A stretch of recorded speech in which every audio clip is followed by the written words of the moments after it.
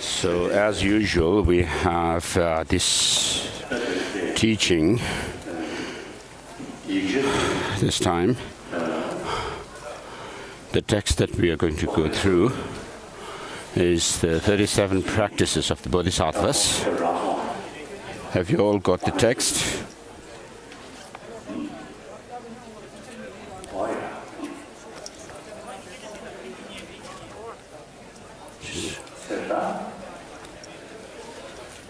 Ramase.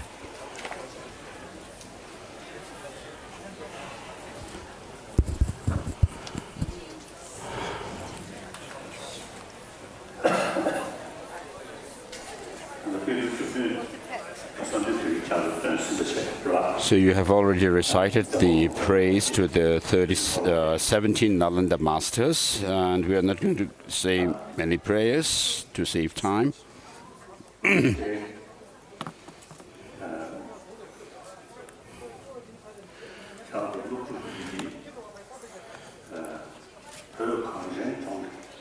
So the students, you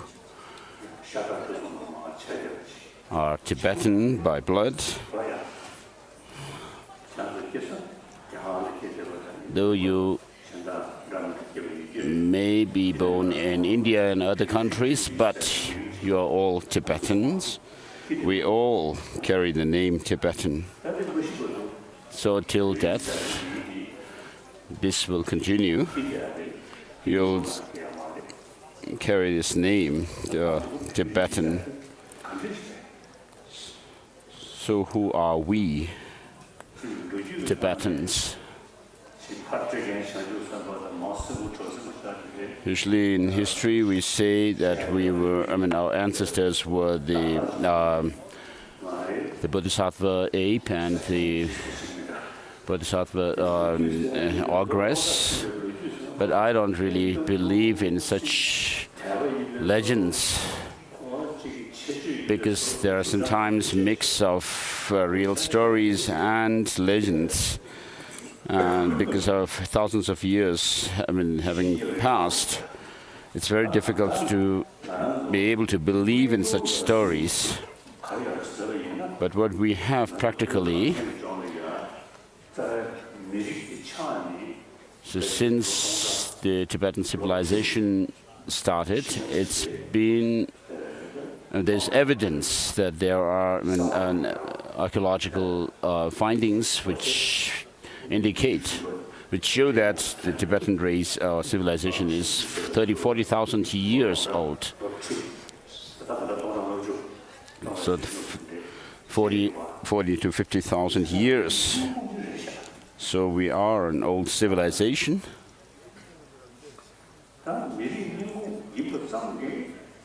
So that doesn't really make us very special as such, but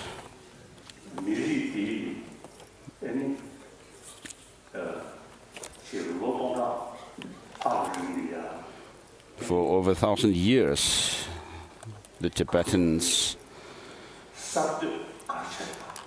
we have to see what kind of inventions or innovations we have made.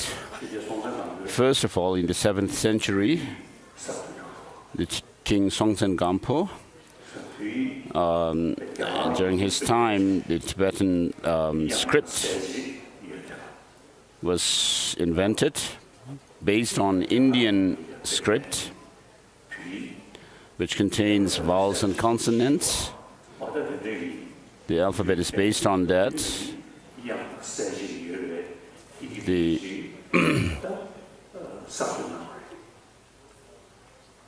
So that was the invention in the 7th century during Songtsen Gampo's time.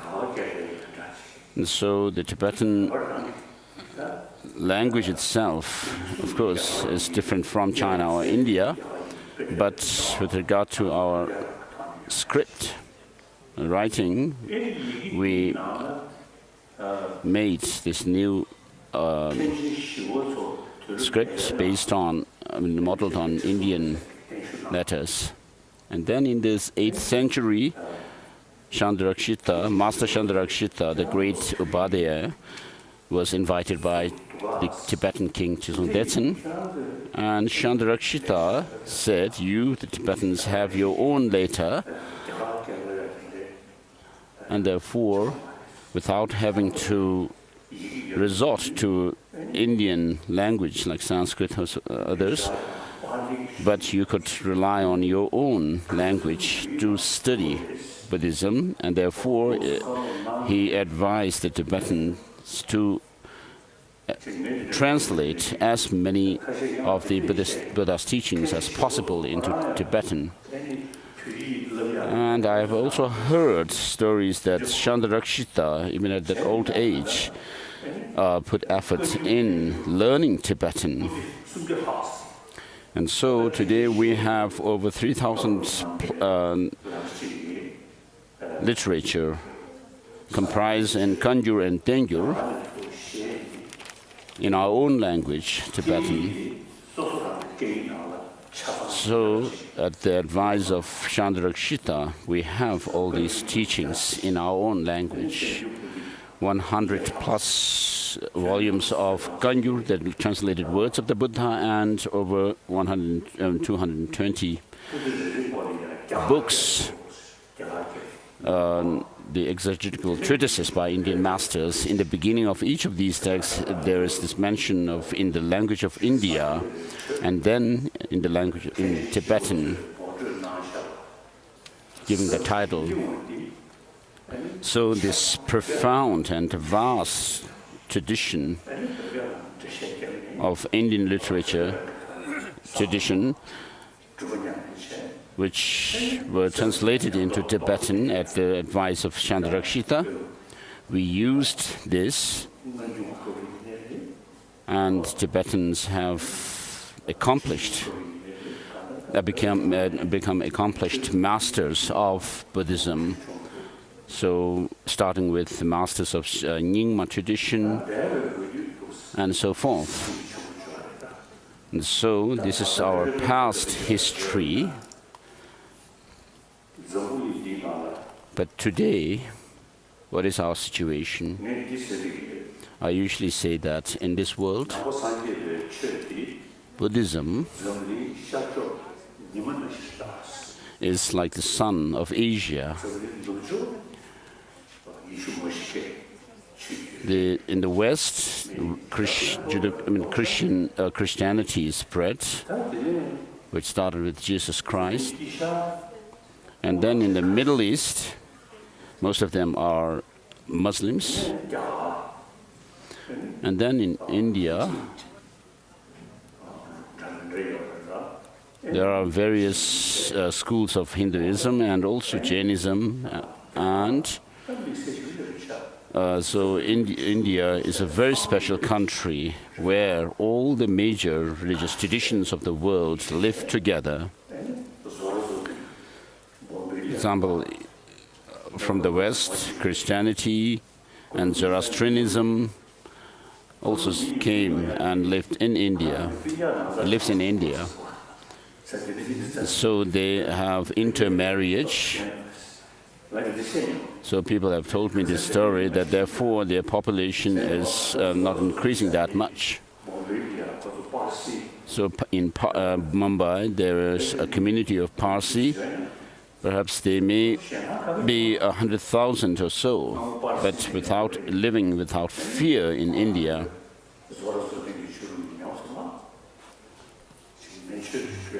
So they have the practice of worshipping fire. So I've met some practitioners of Zoroastrianism. So amongst the millions of Hindus, Muslims, the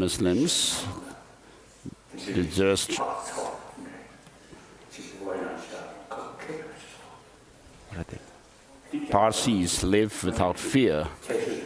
Only a small number of them, though. So this is India's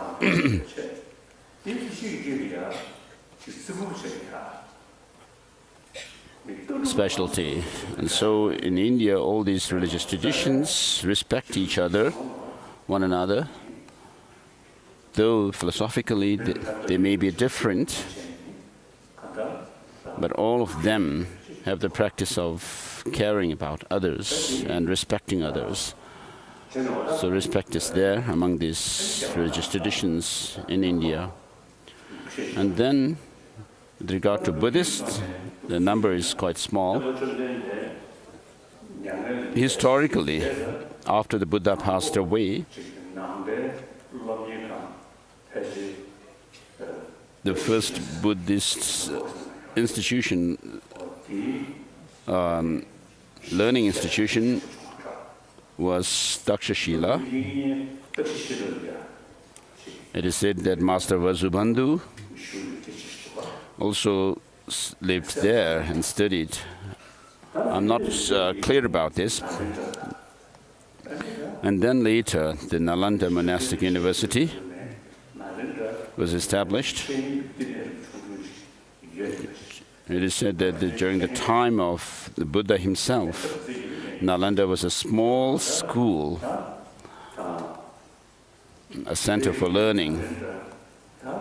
But gradually, it became a big institution, learning institution. And many of the great Indian masters were products of Nalanda. For example, the 17 Nalanda masters. All of them came from the Nalanda University.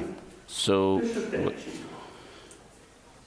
how can you tell these 17 Nalanda masters and so forth were great masters? You can tell it from their own writings without having to resort to miracles. I mean, talking about them having shown some miracles, isn't that?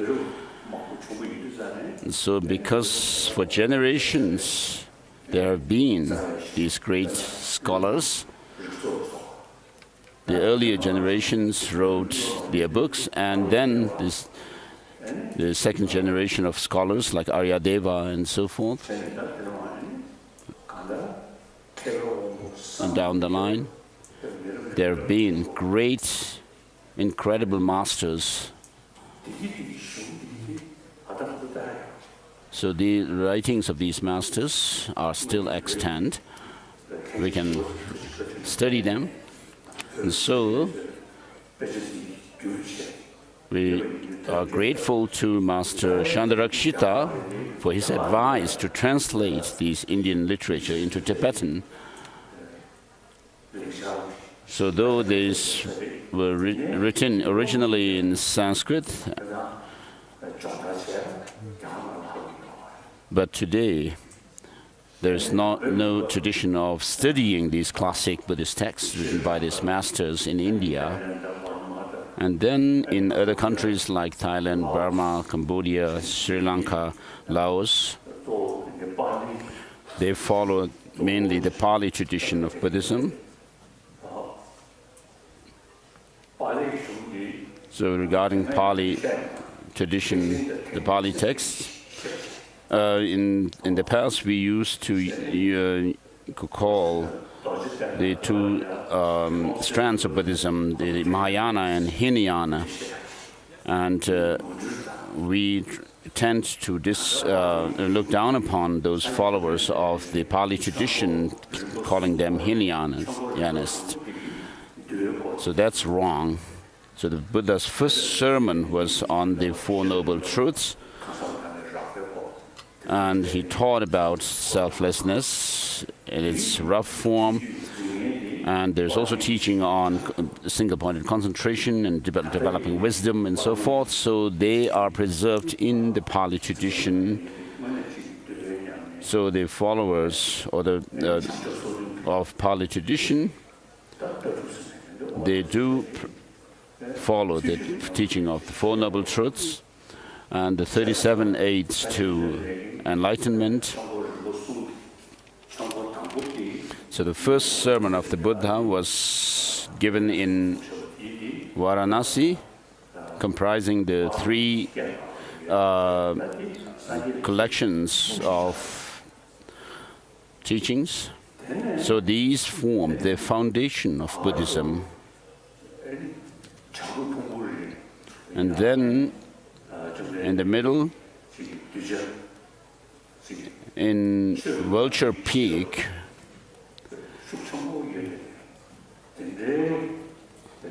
to those who have a very powerful intelligence, the Buddha taught this Perfection of Wisdom Sutras. So in Tibetan we have the extensive, the intermediate, and the short Prajnaparamita, the Perfection of Wisdom Sutras. The extensive one is made up of 12 volumes, the middle one of 3, and then the short one of 1. And then there are other smaller or shorter texts on Perfection of Wisdom as well. And with regard to the Perfection of Wisdom teachings, for example, we have the short text, Heart Sutra, which says the form is empty, emptiness is form, and form is not other than emptiness, emptiness too is not other than form, and so forth. And then later we find that the mantra of Heart Sutra, Tat Yatha Gati Gati Para Gati Para Samgati Bodhi Swaha.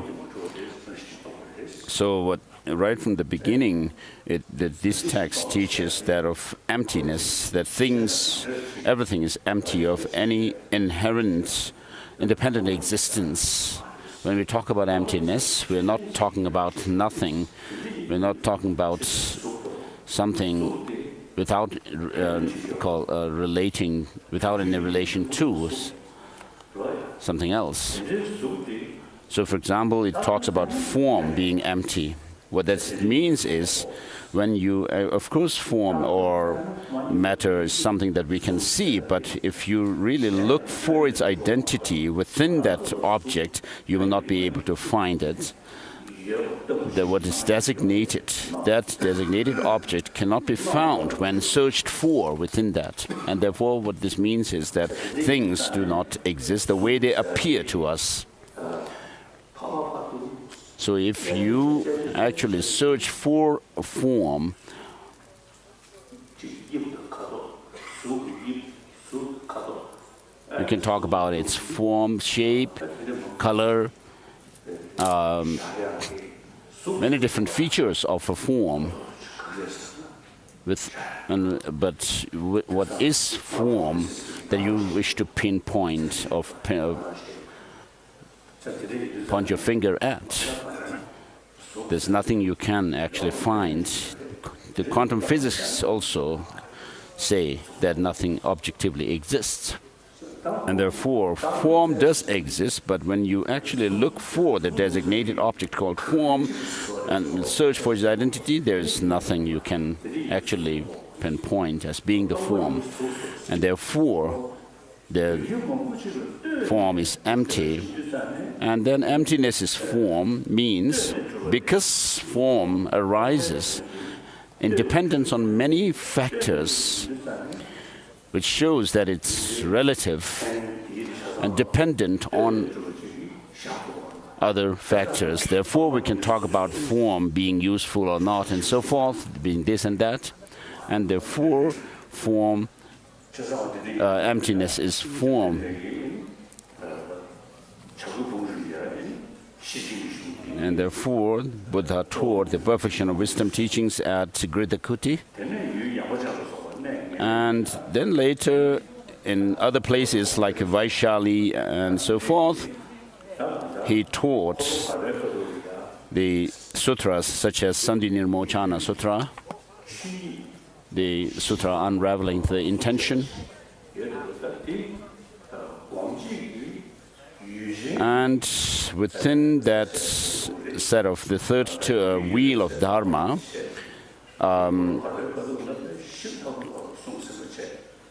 the Buddha having already taught it extensively that of the object clear light, which is emptiness, has taught in the third turning of the wheel of Dharma the subjective clear light.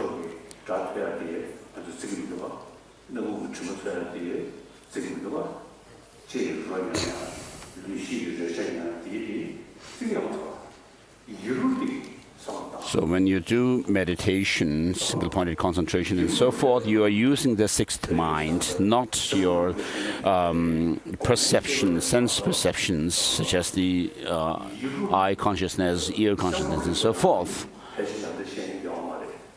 So in the West, people don't talk much about the sixth mind in psychology and so forth, because they believe there's no mind or consciousness apart from the brain.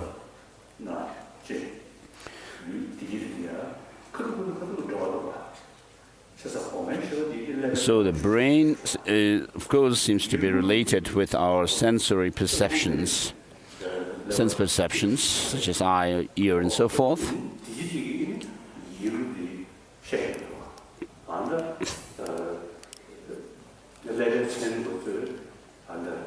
Based on the movement or the workings of the brain, parts of brain, of course the scientists do talk about some kind of a mind, but they don't have a detailed explanation of the sixth mind. Though they're able to explain and describe about the function of the brain related, which are related to our sensory perceptions and so forth.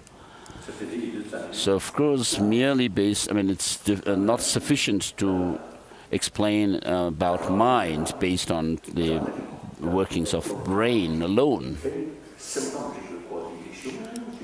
Therefore, in the Indian tradition, we find a lot of information about the mind, emotions, in other words, psychology. So it is said that there is a subtle mind. The destructive emotions, the disturbed emotions arise when the mind is in its gross form. And therefore, when you go to that subtle state of mind, it is said that it's naturally clear light or luminous.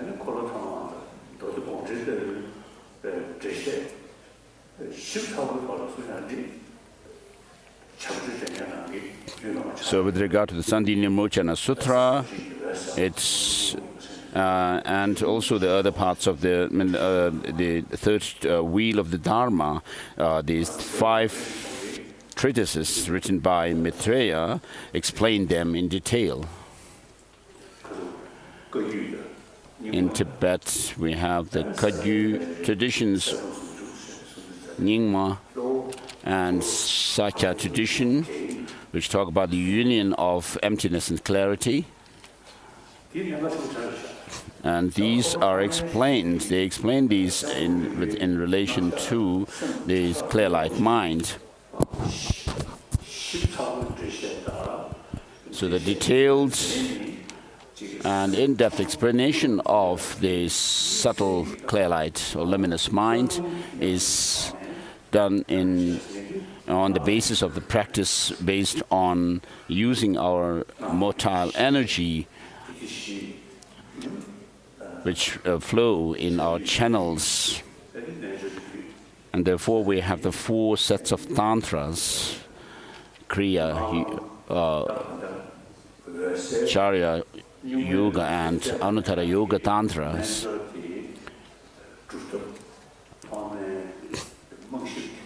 So the other tantras lay the foundations, the first 3 tantras lay the foundation for actualizing this subtle, luminous clear light, which is taught in the highest yoga tantra. And then the second turning of the wheel, which comprises the perfection of wisdom teachings. The Nalanda tradition, masters of Nalanda tradition have focused on this teaching and explained it in great detail. So Master Nagarjuna, for example, explains what is the meaning of the absence of inherent existence, not merely by resorting to scriptural authority or citations, but by using logic and reason. Because if you only resort to scripture, then there are differing scriptures which were taught according to the mental disposition, interest and so forth of the disciples of the Buddha himself. But if you actually analyze these teachings, what is taught there, you cannot take them literally. They cannot stand to the test of reason. And therefore the Buddha has said, O monks and scholars, just as gold is tested by burnishing, cutting and polishing, likewise you should examine my teaching and then accept it, not because you have devotion to me. So in the Tibetan tradition, these teachings are studied by first memorizing what are known as the root texts, and then going through the explanations, word-for-word explanations. And we also read different interpretations of the words of the Buddha, what kind of reasonings different masters have given to interpret it, how they did.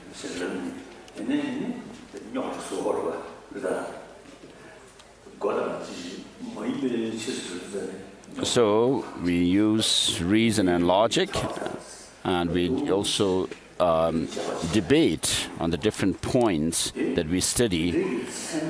And through this debate, using logic and reasoning, of course, we make sometimes things very complicated as well, but masters like Dignaga and Dharmakirti, who are the masters of logic and epistemology, I mean, their writings are in Tibetan translation, complete, whereas in China and other countries, they don't seem to have the translations of these texts on logic. And Tibetan masters have also written texts on logic and epistemology themselves, such as Charpa Chögyal Sankye and Master Sakya Pandita has written the Treasury of Logic and Epistemology. And in the Sakya tradition, they studied the great treatises, such as the 13 great texts. And then in the Gyalsey tradition, there is the tradition of studying what are known as the 5 canonical books. And then, as part of our study for the last many centuries, we have studied these treatises through logic and debate. So because of this, using logic, saying if A is such and such, B must be this and that, and so forth. Or if something is A or X, it must be Y, and so forth.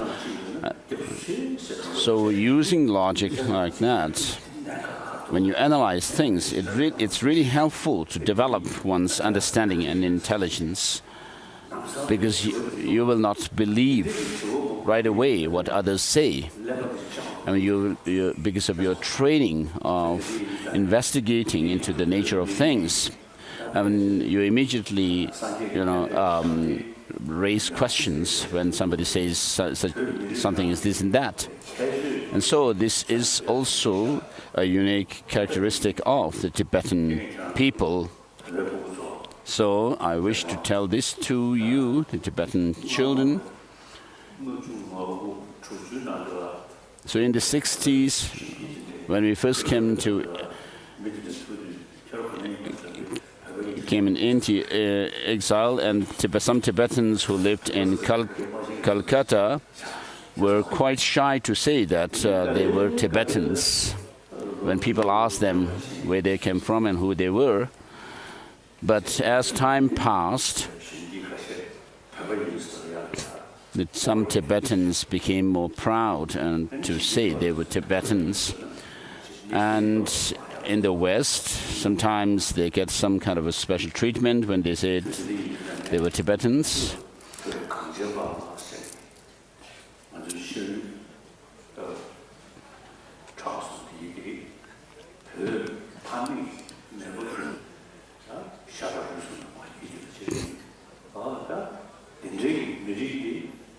So we are the descendants of those great ancestors, and you should feel proud of our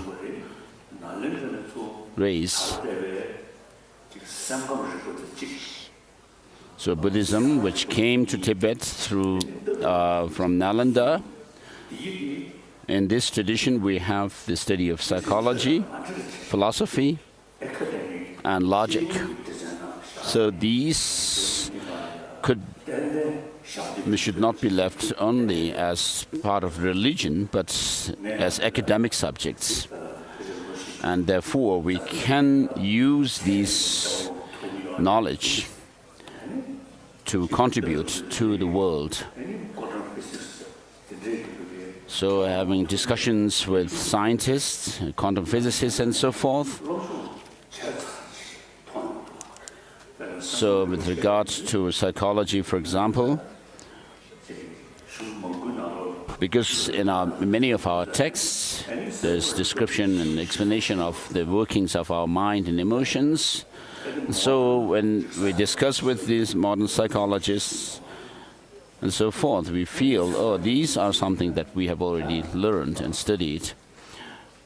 And then with regard to logic and reasoning,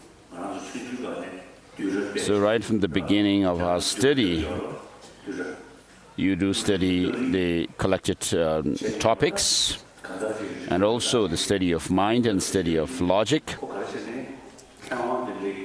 So having studied these subjects, you'll be able to sometimes find contradiction when scholars talk on their own specialized topics, because they say such and such, it must be therefore. So and so, you can actually point out where they are actually, there are inconsistencies in their own talk. So when I have discussions with scientists, I always find that this scholar said this first and then later this, and therefore there's some incoherence. And then, after they have finished their presentation, I point them out, said, you said this in the earlier part of your talk, and later you said this, and therefore these two seem to be contradictory. And then they said, oh yes, I have to think again.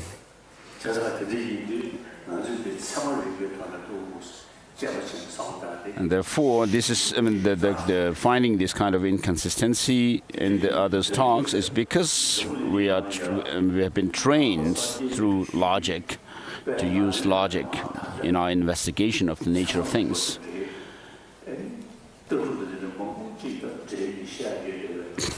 So, the tradition that we have today,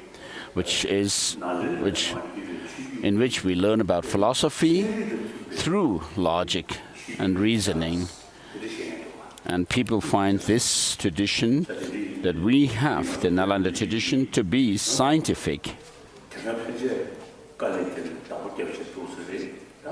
And so for over 1,000 years, we have preserved this knowledge, tradition.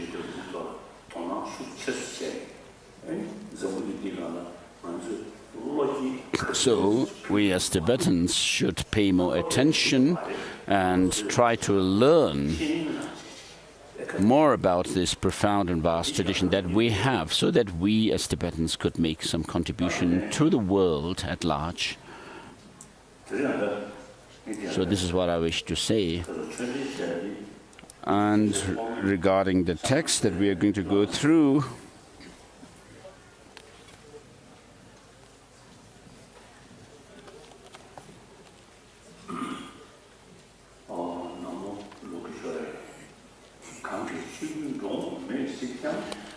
look at page 26 for English. The 37 practices of Bodhisattvas, homage to Lokeshwara. The first verse is homage to Avalokiteshvara, the great compassionate. So this is the verse of salutation, and because the text is dealing with that of the practice of altruism, the infinite altruism, bodhicitta. Therefore, this homage is made to to the great compassionate deity Avalokiteshvara, Chandrasik. So it says, I pay constant homage through my three doors, body, speech, and mind, to my supreme teacher and protector, Chandrasik, who, while seeing all phenomena lack coming and going, makes single-minded effort for the good of all living beings. So the third and fourth lines, which come as first and second lines in the Tibetan, talks about how things do not exist the way they appear, which is also what Master Nagarjuna's salutation verse of the Mula Madhyamaka Karika teaches, which says, I pay homage to the Buddha, the best of teachers, who taught that that which is dependent is without permanence and so forth, without arising and so forth.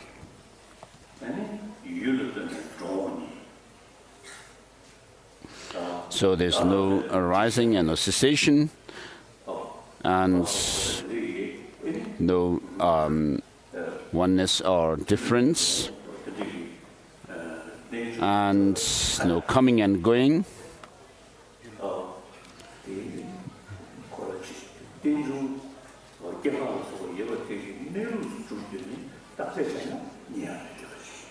And so though things arise through dependence on other factors, and then we designate them as this and that, yet that designated object itself cannot be found if you search for its identity within it. And therefore the text says, who, while seeing all phenomena lack coming and going, for example, pain and pleasure,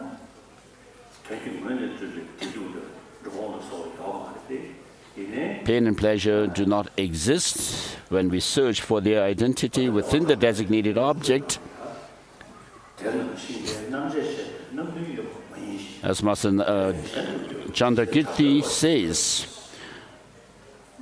when you analyze a chariot through the sevenfold reasoning, none of the parts of the chariot and so forth can be asserted as the chariot. Nothing can be found as being the chariot. But without doing that kind of analysis into whether the chariot is a part and so forth or not, we conventionally, as renowned in the world, a chariot does exist by way of convention, and pain, pleasure, and so forth also do exist conventionally. Though we do not wish to have suffering, still suffering is there. And I pay to the Supreme Teacher and Protector Chandrasik, I pay constant homage through my three doors. Next verse, perfect Buddha, source of all being and well-being and happiness, arise from accomplishing the excellent teachings, and this depends on knowing the practices. So I will explain the practices of Bodhisattvas. So the Buddhas, the source of well-being and happiness, the perfect Buddhas. So Buddha in Tibetan is Sangye, Sang meaning dispelling darkness or having eliminated all faults and shortcomings. And Ge has the meaning of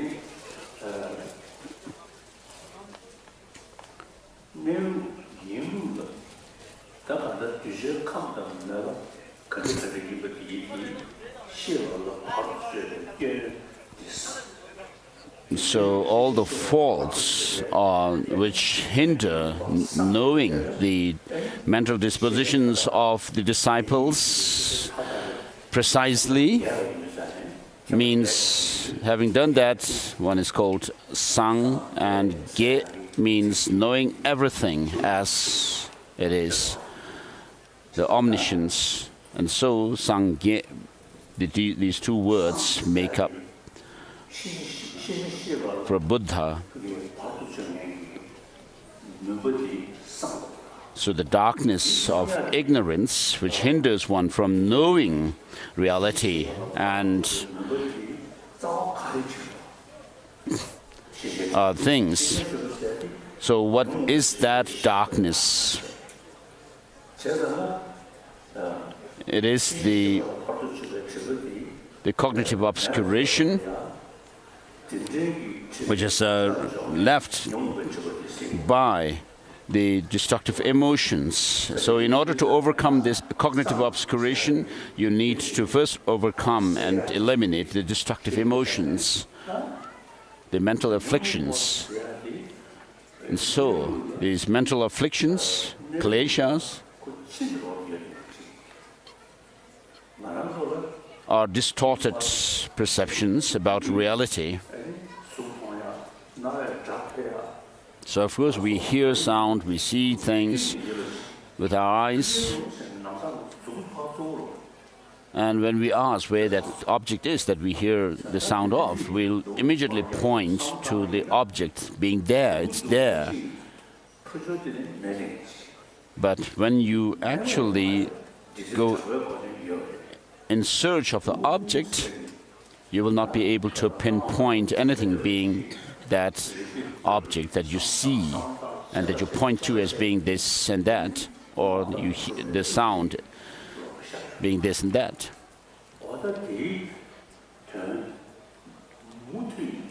So what you see is that things do not actually exist the way they appear to you.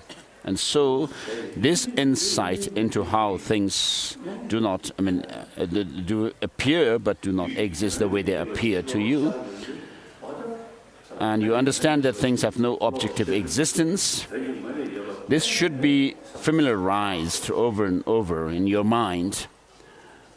And after a while, you'll be able to really definitely say that things have no objective existence, whatever.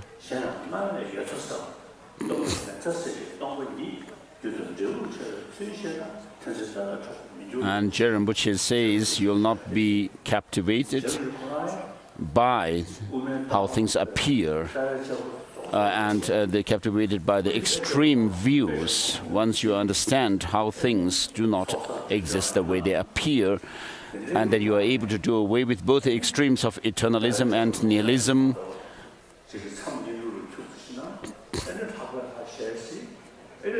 which are done away with the understanding of things having the appearance but being empty of any inherent existence, respectively. Although Je Tsongkhapa was said to have been an emanation of Manjushri, when he had a vision of Manjushri, he asked about the difficult points of the middle way view of emptiness. And he was given some instruction by Manjushri, and Manjushri, when he received those instructions and meditated on them and thought about them, reflected on them, he said he couldn't understand what Manjushri was telling him. And then Manjushri advised him to do practice of purification. And so you should be able to get rid of this extreme view of eternalism through the understanding of how things appear and appearance, and the extreme of nihilism through the understanding of emptiness. And so, as Master Nagarjuna says, that our conceptual constructs are based on grasping at some independent existence of things. And on the basis of these conceptual constructs or exaggerated way of looking at things, the rest of the negative just mental afflictions arise, and they in turn give rise to karma.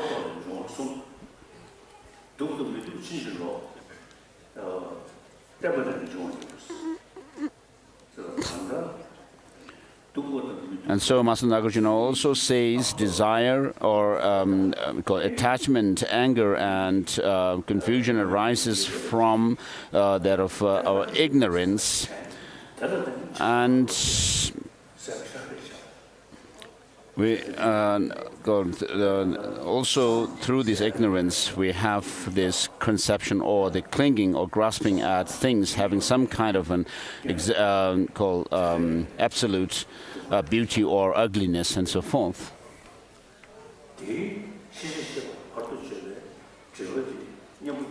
So through these mental afflictions of ignorance and so forth, what is left on the mind is this residual stain called the cognitive obscurations.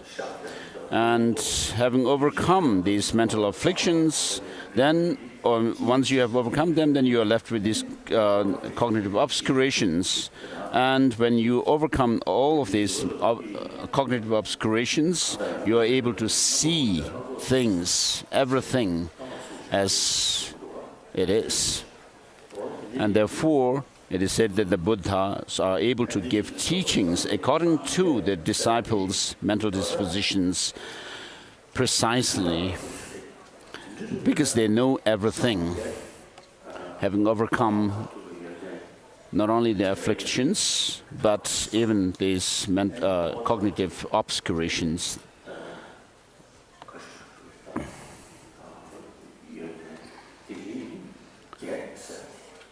And so the Buddha has the qualifications of the qualities of having overcome all defilements within their mind stream, and also having done that, they have become omniscient, knowing everything. And therefore, the perfect Buddha, source of all well-being and happiness, arise from accomplishing the excellent teachings. And this depends on knowing the practices. So I'll explain the practices of Bodhisattvas, it says. And then next verse, numbered 1. So this says that you have to study the Buddhist text. So what happens when you study the text? Of course, you'll be able to read them and learn something, or hear teachings from somebody else, and then develop some understanding, which is called understanding based on hearing or studying the teaching. But it's difficult to gain real conviction merely through this. But what you need to do is to actually, by using, for example, the logic, reasoning, and also the scientific investigation methods of investigation. So I use, for example, the concepts of quantum physics to reflect on the Buddhist teachings of emptiness. And then because through reflection, based on the study, what you have learned through the study and listening to the teachings, what you develop is that of wisdom or understanding drawn from reflection. So once you develop this understanding based on reflection, and you gain conviction in the teaching, even if somebody says otherwise, you'll be able to say that's not the case, because I have learned this, I have also considered the point through reflection, through reason, and therefore I have gained this conviction, and therefore what you are saying is not right. You can say that to others.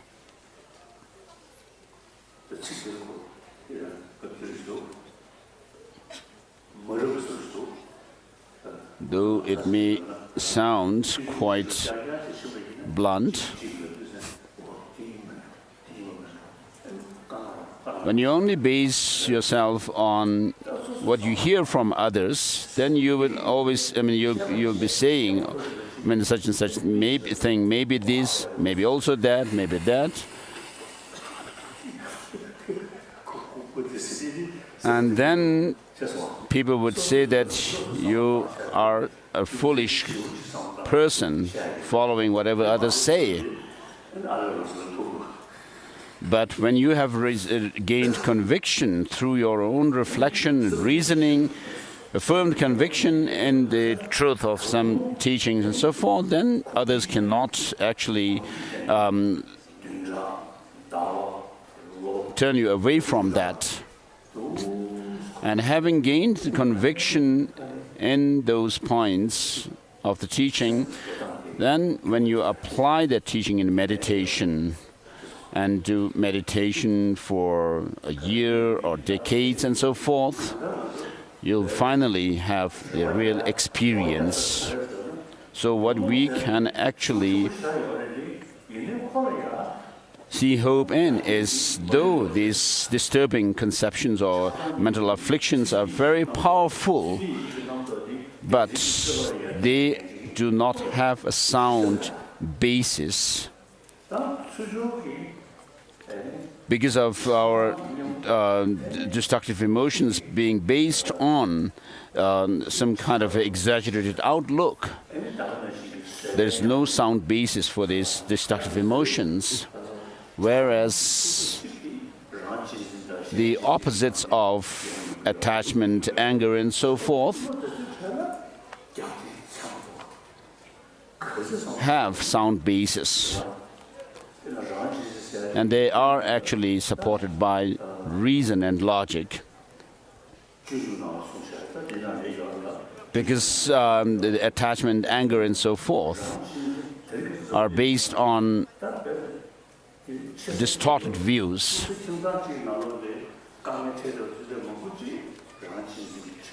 And one of the factors that causes us so much problem and difficulty is selfishness. Even within a family, selfishness causes lots of problems, and we can see the problems caused by selfishness in the world at large as well. And Shantideva therefore says all suffering in the world come from wishing oneself only to be happy. All happiness and joy come from wishing others to be happy. And he says, what need is there more to say? Look at the difference between the Buddhas who have become enlightened by considering others more important than oneself, and the childish or the naive who consider oneself to be more important than others. And then Shantideva also goes on to say that until you exchange your joy and happiness with the suffering of others, there's no happiness while you are, leave alone reaching Buddhahood. Even in samsara, this cycle of existence, you'll not have happiness. And so, what actually causes us problems is, on the one hand, is grasping at some kind of independent true existence in things and self, and this in turn is also supported by our selfish attitude, the self-cherishing attitude.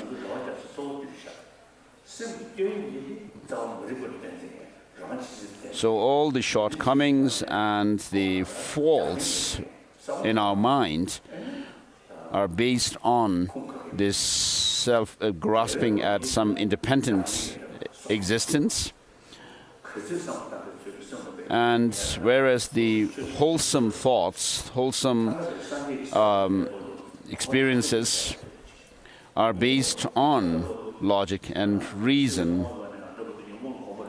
So though we are accustomed with these destructive emotions since time beginningless, yet there is always a way out of this, because they are based on distorted views and have no sound basis. And verse number 2, attached to your loved ones, you are stirred up like water. Hating your enemies, you burn like fire. In the darkness of confusion, you forget what is it to adopt and discard. Give up your homeland. This is the practice of Bodhisattvas. So homeland is considered as a source of all these different emotions, negative emotions, which cause trouble. And therefore, it is said you should stay distant from these conditions which give rise to anger, attachment, and so forth. And next verse, by avoiding bad objects, disturbing emotions gradually decrease. Without distraction, virtuous activities naturally increase. With clarity of mind,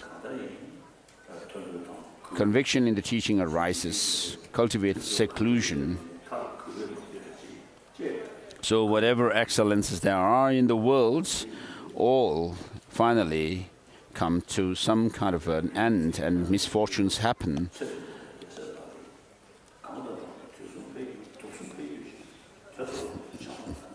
Next verse.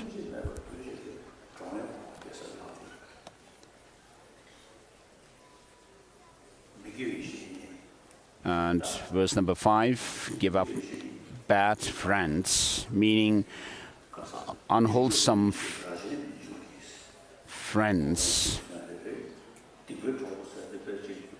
or teachers, unwholesome ones. They don't come with horns or fangs, as Gongtang Temple Dharma says. But as you acquaint with them more and more, you are distracted towards the worldly things. And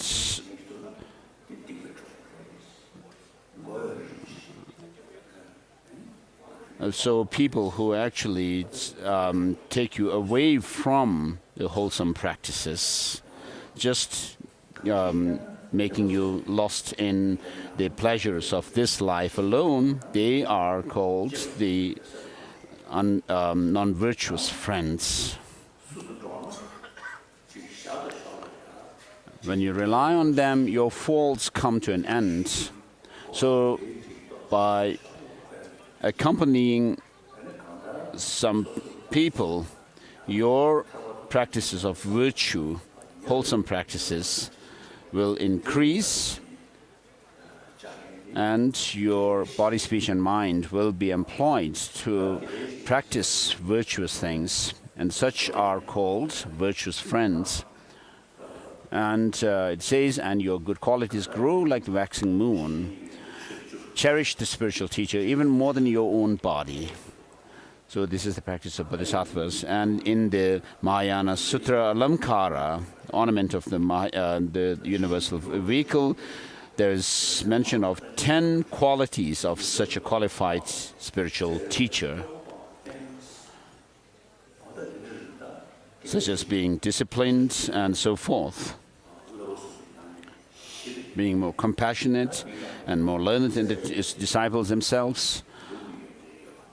And so this person is learned in the scriptures and having the understanding and insight into the reality of things.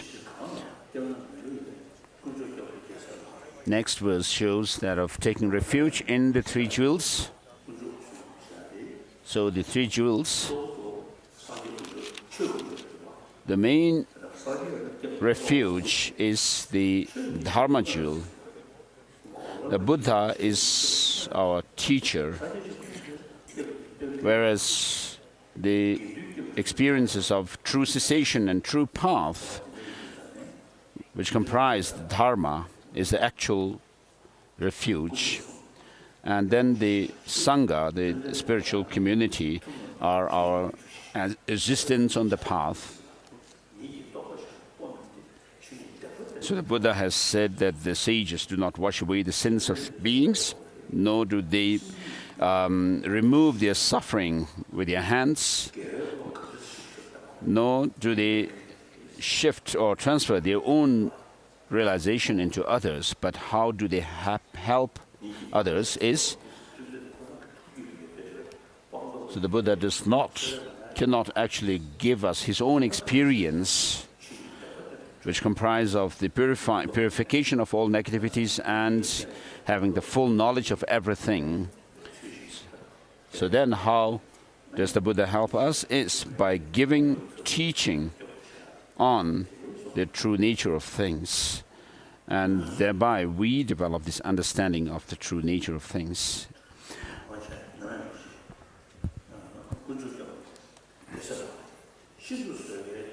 Verse number 8, the subjuer said, all the unbearable suffering of bad rebirths is the fruit of wrongdoing. Therefore, even at the cost of your life, never do wrong. This is the practice of Bodhisattvas. So, in Arya, there was 400 verses. He says, first, get rid of the non-meritorious actions. In the middle, get rid of this grasping at the notion of a self. And finally, get rid of all distorted views. And when you're able to do that, you are a wise one.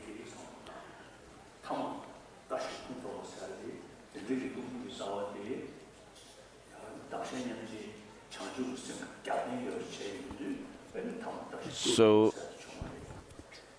you first do the practices of the 10 virtuous actions and so forth, and then develop this insight into selflessness, and then the third line shows that of developing insight into emptiness, and that also should be combined with that of the infinite altruism, bodhicitta, the spirit of enlightenment. The Buddha himself, in his first sermon, said, this is the true suffering, this is the true origin of suffering, and this is the true cessation, and this is the true path. And so liberation is the freedom from our afflictive emotions, and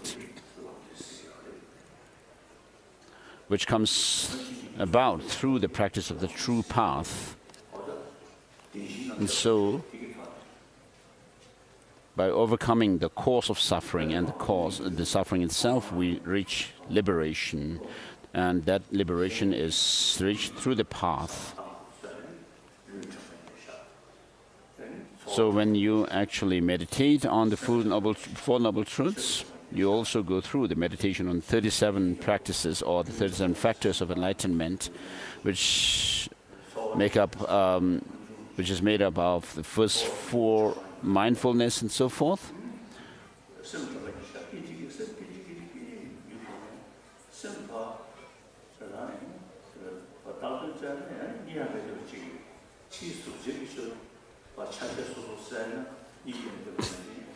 So you develop this mindfulness, establishment of mindfulness of the body, sensations, mind. So you'll be able to see through this meditation how transient our experience is. And then, having done the meditation on these 4 mindfulnesses, you also, within which you see how the mind does not have any concrete existence and so forth, then you also go through the other factors within the 37 factors or aids to enlightenment, such as the 4 endeavors and so forth.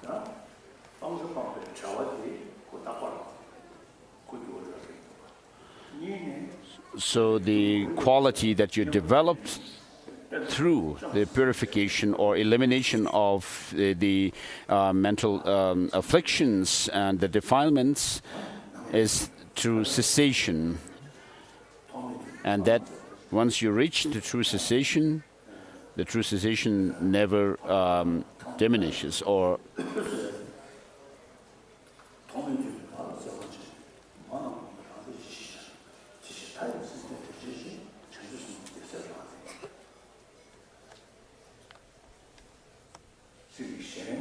verse number 10. Unless you give and you just give thought to this, the situation of all sentient beings, you'll not understand how sentient beings are suffering and so forth. So, but if you really give thought to this, looking at the world today, you'll see how the world is bereft of compassion.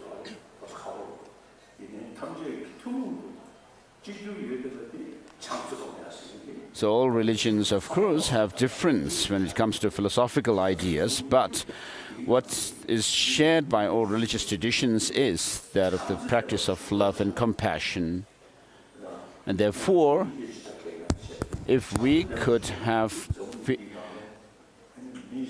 people with love and compassion,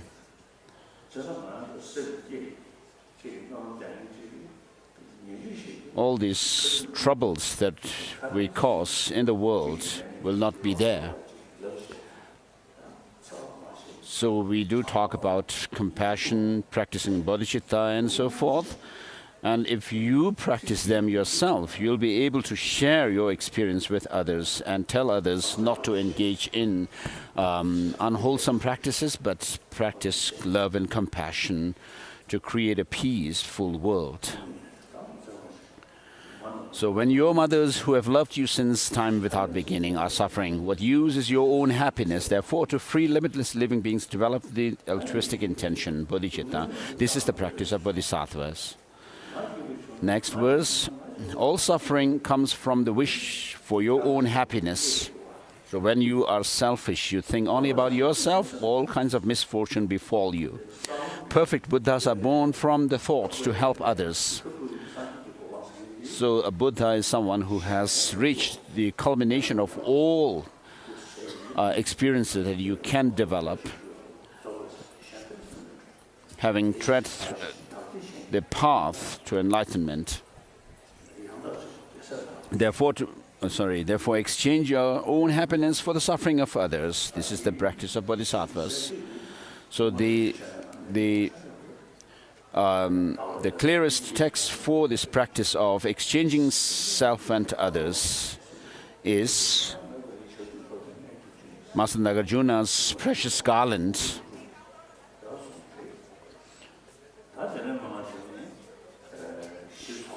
And then, to go into more detail about this practice, we have Master Shantideva's, Bodhisattvacharya Avatara, a guide to the Bodhisattva way of life, in which the 6th chapter deals with anger. So though someone may not have belief or faith in the teaching of the Buddha, but if you study this chapter, it'll help to overcome your anger and negative emotions. And then chapter 8 shows the practice of altruism. If you use this teaching within yourself, we are not talking about future lives or anything like that, but it'll really definitely help you make transformation within yourself. Next verse, number 12. Even if someone out of strong desire steals all your wealth or has it stolen, dedicate to him your body, possessions, and your virtue, past, present, future. This is the practice of bodhisattvas. Even if someone tries to cut your head, when you haven't done the slightest thing wrong, out of compassion, take all his misdeeds upon yourself. This is the practice of bodhisattvas. So even if someone harms you, causes harm to you, you should practice compassion towards that person. And when someone demeans you, you try to take their own negativities within yourself and practice tonglen, practice giving and taking. So this helps in overcoming your fear and anxiety.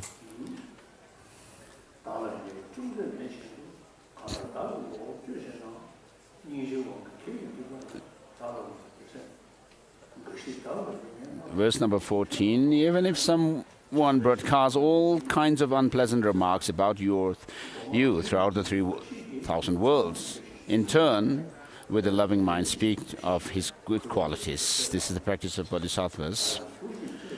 Verse number 15, too read. Verse number 16.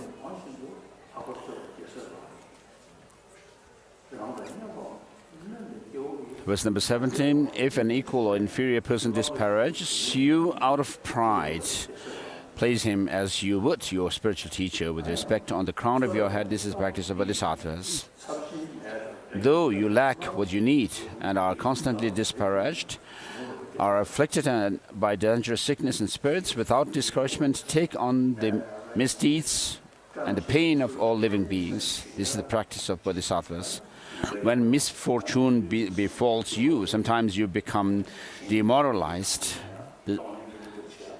So in such situations, if you do practice of tonglen, taking others' suffering and negativities into yourself and giving the positive qualities to them, it will help.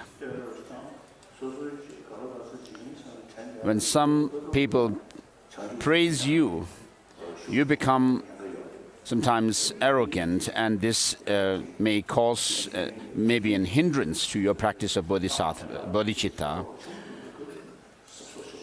And so when you gain fame and so forth, you should, as practitioners of bodhicitta, you should be always mindful and careful. So verse number 19 says, though you become famous and many bow to you, and you gain riches equal to Vaishravanas, see the worldly fortune is without essence, and don't be conceited. This is the practice of Bodhisattvas. While the enemy of your own anger is unsubdued, though you conquer external foes, they will only increase. Therefore, with a militia of love and compassion, subdue your own mind. This is the practice of Bodhisattvas. Sensual pleasures are like salt water. The more you indulge, the more thirst increases. Abandon at once those things which breed clinging attachment. This is the practice of Bodhisattvas. What happens to your own mind? Whatever appears to your own mind from the start was free from fabricated extremes.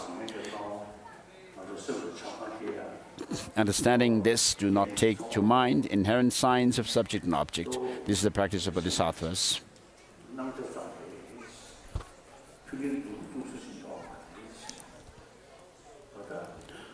So what this shows is that, whether things are bad or good appear to you, they do appear as if they are good or bad from their own side. But if you check closely, you'll be able to see that things do not exist the way they appear. So with regard to external objects, if you actually break them down to the smallest particles and so forth, you'll not be able to actually pinpoint anything being this and that.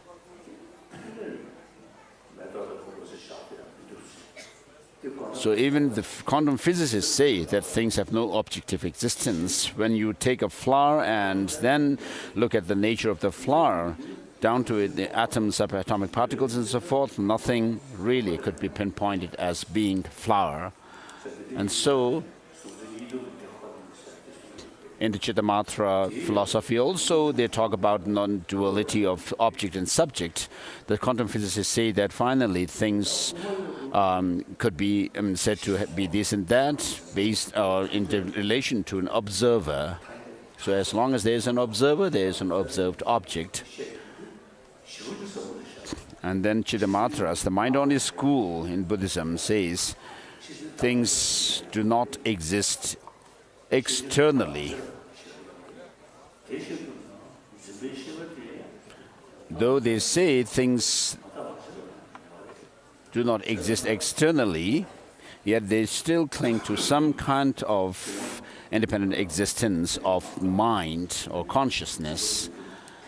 And then the Madhyamakas, the middle way philosophical school, says that nothing whatever, whether you take the things outside or the mind, nothing whatever has any objective existence. When you encounter attractive objects, though they seem beautiful like a rainbow in summer, don't regard them as real and give up attachment. This is the practice of Bodhisattvas. All forms of suffering are like a child's death in a dream. Holding illusory appearances to be true makes you weary. Therefore, when you meet with disagreeable circumstances, see them as illusory. This is the practice of Bodhisattvas. When those who want enlightenment must give even their body, there's no need to mention external things. Therefore, without hope for return or any fruition, give generosity. Generously, this is the practice of Bodhisattvas. Without ethics, you can't accomplish your own well-being, so wanting to accomplish others is laughable. Therefore, without worldly aspirations, safeguard your ethical discipline. This is the practice of Bodhisattvas. The Bodhisattvas who wants a wealth of virtue, those who harm are like a precious treasure. Therefore, towards all cultivate patience without hostility. This is practice of Bodhisattvas. Seeing even hearers and solitary realizers who accomplish only their own good strive as if to put out a fire on their head. For the sake of all beings, make enthusiastic effort. The source of all good qualities, this is practice of Bodhisattvas. Understanding that disturbing emotions are destroyed by special insight. With calm abiding, cultivate concentration, which surpasses the four formless absorptions. This is the practice of Bodhisattvas. And so forth. Verse number 31 says, this is very important, if you don't examine your own errors, you may look like a practitioner, but not act as one. Therefore, always examine your own errors, rid yourself of them. This is the practice of Bodhisattvas. If, through the influence of disturbing emotions, you point out the faults of another Bodhisattva, you yourself are diminished. So don't mention the faults of those who have entered the great vehicle. This is the practice of Bodhisattvas. Reward and respect cause us to quarrel and make hearing, thinking, and meditation decline. For this reason, give up attachment to the households of friends, relations, and benefactors. This is the practice of Bodhisattvas. Harsh words disturb the minds of others and cause deterioration in the Bodhisattva's conduct. Therefore, give up harsh words which are unpleasant to others. This is the practice of Bodhisattvas. And so these verses show how important it is to restrain negative actions of body, speech, and mind. It is always very important for someone, especially who is who professes to be dedicating themselves for the well-being of others, to be careful and restrain their body, speech, and mind. So habitual disturbing emotions are hard to stop through counteractions. Armed with antidotes, the guards of mindfulness and mental alertness destroy disturbing emotions like attachment at once, as soon as they arise. This is the practice of Bodhisattvas. In brief, whatever you are doing, ask yourself what the state of your mind is. With constant mindfulness and mental alertness, accomplish others' good. This is the practice of Bodhisattvas. To remove the suffering of limitless beings, understanding the purity of the three spheres, dedicate the virtue from making such effort to enlightenment. This is the practice of Bodhisattvas. For all who want to train on the Bodhisattva path, I have written the 37 practices of Bodhisattvas, following what has been said by the excellent ones on the meaning of the sutras, tantras, and treatises. Though not poetically pleasing to scholars, owing to my poor intelligence and lack of learning, I have relied on the sutras and the words of the excellent. So I think these Bodhisattva practices are without error, however, and so forth. So it says in the end, the colophon, this was written for his own and others' benefit by the monk Thokme, an exponent of scripture and reasoning in the cave of Ngulchu, Rinchen. So this Gyalsey Thokme Sangpo, the author of this text, was himself a great scholar, though.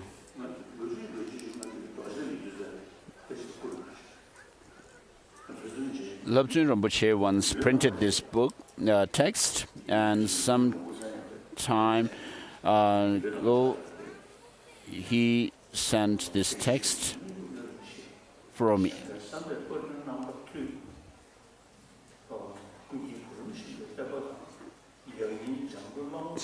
These are lines of dedication for having printed this book.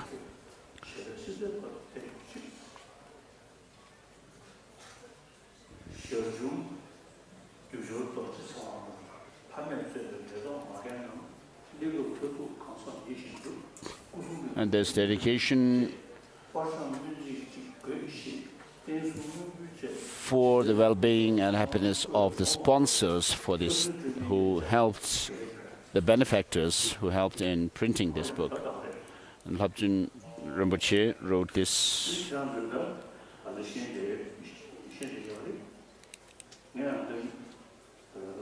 So as you know, in the past we used to call some Tibetan teachers religious teachers or instructors, and I found this not so powerful name, because religion has this connotation of faith, and anybody who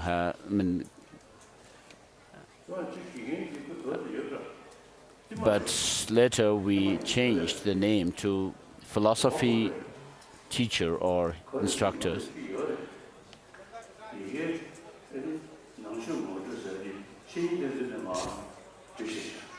So once I visited TCV in Gopalpur, and there was the religious instructor or the philosophy teacher. The students have prepared an exhibition in which they have actually started the exhibition with some display about reliance on Guru. That was the first exhibit they had, and I told them this is not the real way how the Buddhism should be introduced, but Buddhism should be introduced based on the teaching on the two truths, conventional and ultimate truth. And based on the two truths, you should be able to explain the Four Noble Truths.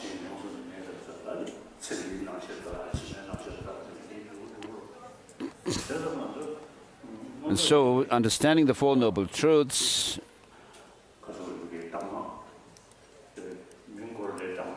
then you also will be able to apply the teachings to overcome attachment to this life, pleasures of this life and pleasures of the next world, and so forth.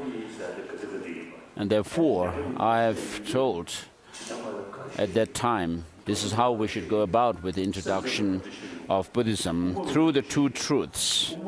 And philosophically, we have the four schools of philosophy within Buddhism: Vaibhashikas, Authenticas, Chittamatras, and Madhyamikas, how they actually explain what is meant by the conventional truth and so forth. And so, because of this importance of understanding Buddhism well, through the understanding of two truths and Four Noble Truths and so forth, I have asked to change the name from to a religious teacher to philosophy teacher. So it's very important to study Buddhist teaching, to know what Buddhism is about, how you can find that Buddhism that we have is scientific, because we use reason and logic to establish the meaning, the points. Did I say this earlier? The Buddhism in general, and particularly the Nalanda tradition of Buddhism, is like the sun of the Asia. So I met one Korean practitioner. To him I told this.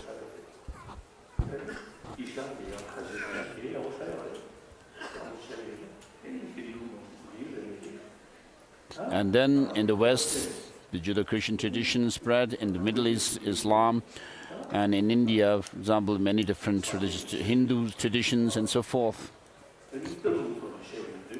And so, philosophically speaking, we have a tradition which has come down from Master Nagarjuna. And so these philosophical traditions are like the sun dispelling the darkness in our minds. And therefore, we should not leave these teachings just on faith, but study them, understand them through reason and logic. And so Tibetans and Mongolians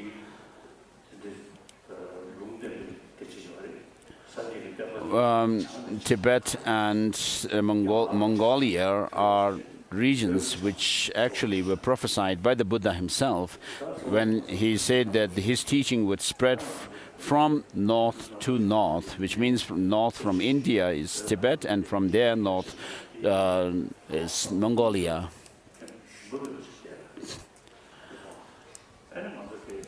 So Tibetans inside Tibet, their spirit is very strong, undaunted, and we, the Tibetans living in exile in free countries, have the opportunity to preserve and promote this profound and vast tradition of Buddhism we have. So do your best.